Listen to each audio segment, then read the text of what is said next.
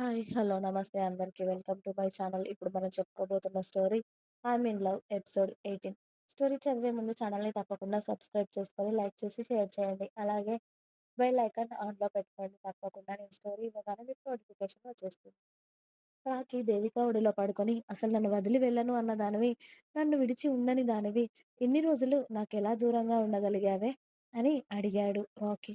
"అసలు నా దగ్గర మొబైల్ ఉండాలి కదా రాకీ! ఇక్కడి నుండి తీసుకువెళ్తూ ఉంటే, ఇంటికి తీసుకెళ్తున్నాడేమో అని అనుకున్నాను అన్నయ్య నన్ను. కానీ హైదరాబాద్‌కి తీసుకెళ్ళాడు. అక్కడ ఒక అపార్ట్మెంట్‌లో నన్ను లాక్ చేశాడు సెక్యూరిటీతో. ఎక్కడికి వెళ్లి లేడీస్‌కి సంబంధించిన వస్తువులు తీసుకోవడానికి వెళ్ళినా కూడా వాళ్ళు నా వెనకే ఉండేవారు. ఎక్కడైనా నీకు ఫోను చేస్తానేమో అని నా దగ్గర ఫోను కూడా లేదు తెలుసా? 6 నెలలు ఒకే ఇంట్లో, ఒకే రూమ్‌లో పడి ఏడిచాను. ఎక్కడికి వెళ్ళినా నీకు ఫోను చేస్తానేమో అని చెప్పేసి నన్ను చాలా లాక్ చేశాడు. ఇప్పటి వరకు కూడా నాకు ఫోను లేదు. ఈ ఊరికి వచ్చాకే ఫోను తీసుకున్నాను. కానీ అప్పుడు కూడా నీకు ఫోను చేయాలి అనిపించలేదు నాకు. నా చేతిలోకి ఫోను వచ్చాక కూడా నీకు ఫోను చేయాలి అనిపించలేదు. అంటే నేనెంత బాధపడుతున్నానో నీకర్థమవుతుందా రాఖీ? అని అంది దేవిక రాఖీ తలలో చేయి పెట్టి. అంటే నేనెంత బాధపడుతున్నానో నీకు అర్థమవుతుందా రాఖీ? అని అంది దేవిక రాఖీ తలలో చేయి పెట్టి. నువ్వు నన్ను వదిలి వెళ్ళకపోతే అసలిదంతా వచ్చేది కాదేమో అని అనిపిస్తుంది నాకు. నువ్వు నా పక్కనే ఉండగా ఆ అమ్మాయి నా దగ్గరికి వచ్చేంత సాహసం చేయకపోయేది కదా! ఇందులో ఎవరి తప్పుందంట? అని రాఖీ కళ్ళు ఎగరేస్తూ అడుగుతూ ఉంటే, ఆ అమ్మాయి నీ దగ్గరికొస్తే కూడా నా తప్పులాగా తీస్తున్నావా? నేను నీ పక్కన ఉంటేనే నేను గుర్తొస్తానా? నిన్ను ప్రేమించిన అమ్మాయిలాగా, నువ్వు నన్ను ప్రేమించిన అమ్మాయిలాగా. అంతేగాని నేను నీ పక్కన లేకపోతే ఎవ్వరైనా వచ్చి నీ మీద వాలిపోవచ్చు. నువ్వు వెళ్ళి ఎవ్వరి మీద అయినా వాలిపోవచ్చు. అంతే చెప్తూ ఉన్నావు కదా నువ్వు. ఇప్పుడు నువ్వు మగాడివి కాబట్టి ఏం చేసినా చెల్లుతుంది అనే కదా నీ ఫీలింగ్ అని దేవిక అతడి కళ్ళల్లోకే సూటిగా చూస్తూ అంది. చెప్పాలి అంటే ఎవ్వడికైనా అదే ఫీలింగ్ ఉంటుంది. నాకు నచ్చింది చేస్తాను, అడిగేవాడు ఎవ్వడు అని చెప్పి. ఇవన్నీ ప్రశ్నలు సమాధానాలు కాదు గానీ, ఒక్కటి చెప్తున్నా వినవే. నేను ఈ ప్రపంచంలో మొదటిగా ప్రేమించింది ఎవరినైనా అంటే అది నువ్వేనే. రాఖీగాడు అబద్ధం చెప్పడని నీకు చాలా బాగా తెలుసు. అందుకే చెప్తున్నాను విను. నేను మొట్టమొదటిగా ప్రేమించిన అమ్మాయివి నువ్వు. నందు నా కోసం అందరిని వదిలేసుకొని వచ్చింది. దాన్ని అస్సలు నేను వదిలే ప్రసక్తే అయితే లేనే లేదు. చావు మమ్మల్ని విడదీసే వరకు అది నా దగ్గరే ఉంటుంది. నువ్వు నాతో ఉండాలా వద్దా అనేది నువ్వు నిర్ణయం చేసుకో. నేను వెళ్తానిక ఇంటికి అని అన్నాడు రాకీ. ఇన్ని రోజుల తర్వాత కూడా నేను కనిపిస్తే కనీసం నా దగ్గర ఉండాలి అనిపించట్లేదు కదా నీకు? తను ఒంటరిగా ఉంటుందేమో అని ఫీలయిపోయి వెళ్తున్నా. అంతేనా? అని అడిగింది దేవిక నెమ్మదిగానే. చెప్పాలి అంటే అంతే ఏమో! అది వచ్చినప్పటి నుండి నైట్ దాన్ని వదిలిపెట్టి ఏ రోజు నేను లేను. కానీ ఇక నుండి ఉండాల్సి వస్తుంది కదా నీకోసం. అది దానికి కూడా పూర్తిగా అర్థమయ్యేలా చెప్పాలి కదా నేను అని అన్నాడు రాకీ. అతడి మాటలకు దేవిక కళ్ళు చిన్నవి చేసి, అంటే నువ్వు నన్ను ప్రేమిస్తున్న విషయం కూడా ఆ అమ్మాయికి తెలుసా? అదంతా కూడా తెలిసి సిగ్గు లేకుండా నీ దగ్గరికి వచ్చి నీతో దేవిక కోపంగా ఏదో అనబోతూ ఉంటే ఏదైనా అనాలి అని ఉంటే నన్ను అను. దాన్ని కాదు. అర్థమైందా? ఎందుకంటే దాన్ని అనే రైట్స్ నీకు లేవే అని అన్నాడు రాకీ. నేను ప్రేమించిన అబ్బాయి దగ్గరికి వచ్చి ఆల్రెడీ నువ్వు నన్ను ప్రేమిస్తున్నావని, మనిద్దరం ప్రేమించుకుంటున్నామని తెలిసి కూడా మన మధ్యలోకి వచ్చి అది నీతో అన్నీ కానిచ్చింది అంటే అది ఇంకా పతివ్రత అనుకోవాలా నేను? అని అంది దేవిక కోపంగా. అది నాతో ఏం సరసాలు ఆడతాను అనలేదే. నాకే ఒళ్ళు కొవ్వెక్కి దానితో ఉన్నాను. సరేనా? అంతేగాని అది నన్ను ఏం ప్రవోక్ చేయలేదు కాబట్టి దాన్నేదైనా అనాలి అనుకుంటే నన్నను అన్నాడు రాకీ. ఇప్పుడు నాకన్నా నీకదే ఎక్కువయింది. అంతే కదా! దాన్ని ఒక్క మాట అంటే చాలు నీకు రోషం ఎలా పొడుచుకొని వస్తుందో చూడు అని అంది దేవి.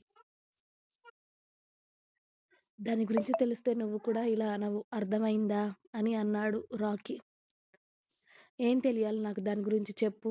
ఆల్రెడీ నువ్వొక్కరిని ప్రేమిస్తున్నావు అని తెలిసి, నేనంటే నీకు ప్రాణం అని తెలిసి నీ లైఫ్‌లోకి రావడమే అది చేసిన పెద్ద తప్పు.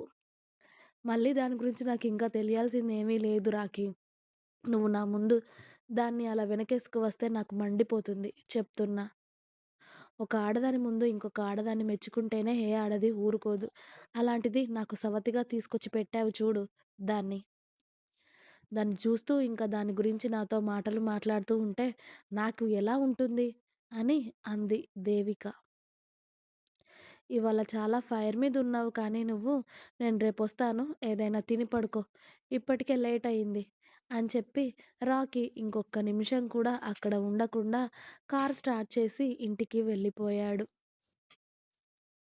ఇంతకుముందు నేను తినలేదు అంటే ఏదైనా తినిపించి, తెప్పించి వెళ్ళేవాడు. కానీ ఇప్పుడు చూడు అది ఇంట్లో ఉంది అని నన్ను ఒంటరిగా వదిలేసి వెళ్ళిపోయాడు.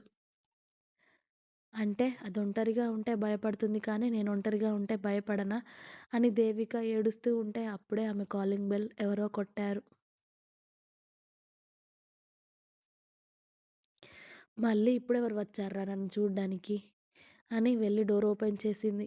మేడం ఫుడ్ ఆర్డర్ వచ్చింది అని చెప్పాడు డెలివరీ బాయ్. కానీ నేను పెట్టలేదు కదా! అని అంది దేవిక అయోమయంగా. లేదు మేడం. మీ అడ్రస్సే ఇది అని చెప్పి అతడు పార్సల్ ఇచ్చి వెళ్ళిపోవడంతో ఖచ్చితంగా అది రాఖీ పంపించాడు అని అర్థమయ్యే సైలెంట్‌గా డైనింగ్ టేబుల్ దగ్గర కూర్చుంది. ఆ పార్సల్ తీసుకొని వెళ్ళి.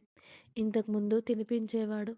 ఇప్పుడు తినిపించలేదు కానీ నీ ఆకలి అంటే అంతే గుర్తుంది అతడికి అని ఆమె అంతరాత్మ గుర్తు చేస్తూ ఉంటే ఎంతైనా అప్పటి రాఖీ కాదు వీడు. నా రాఖీ మారిపోయాడు. అది ఎవరో మార్చేసింది నా రాఖీని అని ఫుడ్‌ని పడేయలేక 2 ముద్దలు తినేసి సైలెంట్‌గా బెడ్ ఎక్కేసింది దేవిక. రాకీ ఆలోచనలతోనే. రాకీ ఇంటికి వెళ్ళేసరికి నందిని వాళ్ళ రూమ్ బాల్కనీలో ఉంది. హాల్‌లో చూసేసరికి ఎవరి పనుల్లో వాళ్ళు ఉన్నారు. శివ కూడా సైలెంట్‌గా టీవీ చూస్తూ ఉన్నాడు కానీ అతడి ఆలోచనలు ఎక్కడో ఉండడంతో "మీ వదిన ఎక్కడ్రా?" అని అడిగాడు రాకీ రావడంతోనే. అబ్బో! సార్ గారు వచ్చారా? ఇవాళ రారు అనుకున్నానా ఇంటికి. ఇల్లు త్వరగానే గుర్తు వచ్చింది కదా అని శివ వెటకారం ఆడడంతో తోలు తీసి ఎండకు వేస్తానేమనుకున్నావు. ఈ మధ్యలో వెటకారం ఎక్కువవుతున్నాయి. ఎప్పుడేం చేయాలో నాకు తెలుసు గానీ, పిచ్చి కథలు పడితే పళ్ళు రాలగొడతాను. మీ వదినెక్కడ్రా? అని రాఖీ గట్టిగా అరవగానే పైన రూమ్‌లోనే ఉంది అని చెప్పాడు శివ మొహం మార్చుకొని. తిన్నారా? అని అడిగాడు. లేదు వదిన తినలేదు అని చెప్పాడు శివ. నువ్వు? అని అడిగాడు రాకీ. లేదు అని చెప్పగానే పనివాళ్ళని కేక వేశాడు. వాళ్ళు వచ్చి రాకీ ముందు వణుకుతూ నిలబడ్డారు. వాడికి టైంకి ఫుడ్ పెట్టమని చెప్పాను కదా! వాడికి భోజనం పెట్టండి. అలాగే నేను ఫోన్ చేసినప్పుడు నా రూమ్‌కి భోజనం తీసుకురండి అని. ఇప్పుడు నువ్వు తినకపోవాలి. ఖచ్చితంగా నా చేతిలో తన్నులు తింటావు అని రాకీ షర్ట్ హ్యాండ్స్ మడత పెట్టుకుంటూ పైకి వెళ్ళాడు. అతడు వెళ్ళేసరికి ఖాళీ రూమ్ దర్శనమిచ్చింది. బాల్కనీ డోర్ ఓపెన్ చేసి ఉండడంతో దీనికి అక్కడ తప్ప ఇంకా ఎక్కడ కూర్చోవాలి అనిపించదేమో. ఆ బాల్కనీలో ఆ పూల మధ్య కూర్చుంటుంది ఊరికే. రాత్రయింది కూడా తెలియట్లేదా దీనికి? అని బాల్కనీలోకి వెళ్ళేసరికి కనీసం లైట్ కూడా వేసుకోకుండా నందిని మోకాళ్ళు దగ్గరికి పెట్టుకొని, ఆ మోకాళ్ళ మీద తల పెట్టుకొని ఎటో చూస్తూ కనిపిస్తూ ఉంటే బాల్కనీలో లైట్ వేశాడు రాకీ. ఆ వెలుతురికి అప్పుడు ఈ లోకంలోకి వచ్చి పడింది నందిని.